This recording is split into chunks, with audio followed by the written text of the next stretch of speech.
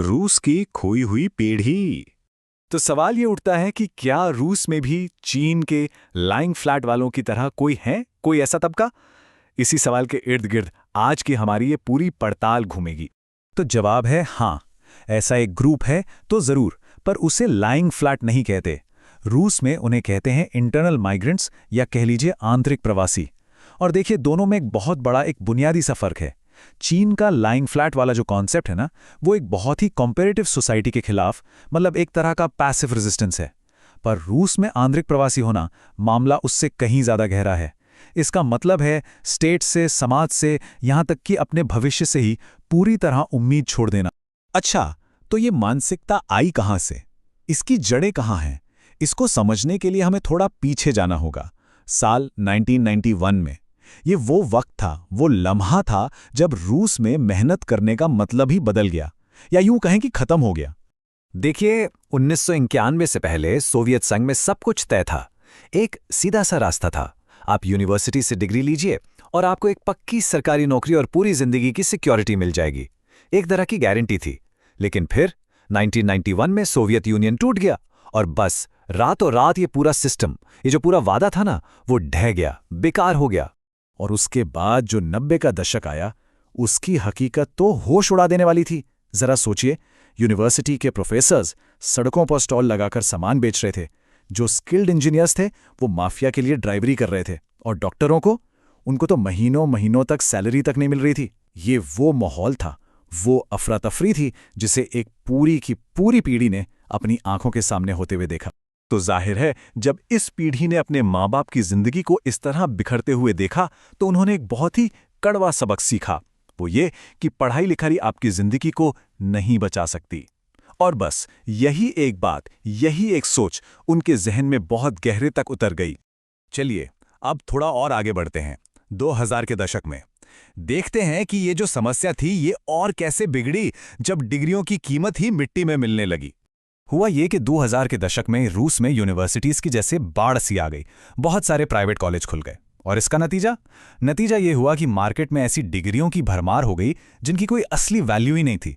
मतलब हाथ में कागज का टुकड़ा तो था, डिग्री तो थी, पर उसके पीछे ना कोई स्किल था और ना ही किसी नौकरी की कोई गारंटी। अब जाहिर है, इस सब ने नौजवानों के मन में एक गहरी निराशा पैदा कर दी।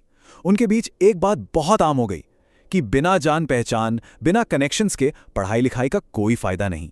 और अगर आपके पास कनेक्शंस हैं, तो फिर तो आपका रास्ता वैसे ही सबसे अलग है। तो इतनी मशक्कत करें ही क्यों? और बस इसी सोच ने उन्हें मिनिमम एफर्ट वाले रास्ते पर डाल दी।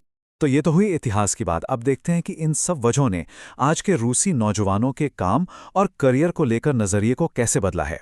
उनकी सोच साफ है, जिंदगी नौकरी नहीं है, नौकरी से कहीं ज्यादा है। ये जो आंतरिक प्रवासी है ना, इनका काम को लेकर फंडा बिल्कुल क्लियर है। ये प्रमोशन के पीछे अपनी जिंदगी तबाह नहीं करते, किसी एक कंपनी के लिए वफादारी की कस्में नहीं खाते, और सबसे जरूरी बात, ये अपनी जॉब में खुद की पहचान या खुशी नहीं ढूंढते। हाँ, वो काम करते हैं, पैसा कमाते हैं, लेकिन उनकी असली पहचान, उनके सपने, वो सब काम से कोसों दूर हैं। और ऐसा क्यों है, इसके पीछे की वजह जानेंगे तो शायद चौंक जाएंगे। मॉस्को का उदाहरण लेते हैं। यहाँ एक औसत सालाना सैलरी है करीब 12 लाख रूबल, और एक औसत अपार्टमेंट कितने का है? 2 करोड़ रूबल। अब आप खुद ही हिसाब लगा लीजिए, घर खरीदना एक ऐसा सपना है जो कभी पूरा ही नहीं हो सकता। तो जब बुनियादी सपने ही इतने दूर हों, तो फिर बड़ी बड़ी एम्बिशंस रखने का क्या फायदा? तो हमने काम की बात की, करियर की बात की, अब आते हैं राजनीति पर। देखते हैं कि इस पीढ़ी का अपनी सरकार, अपने स्टेट के साथ कैसा रिश्ता है। और सच कहूं तो ये उनके लिए एक बिल्कुल ही अलग दुनिया है।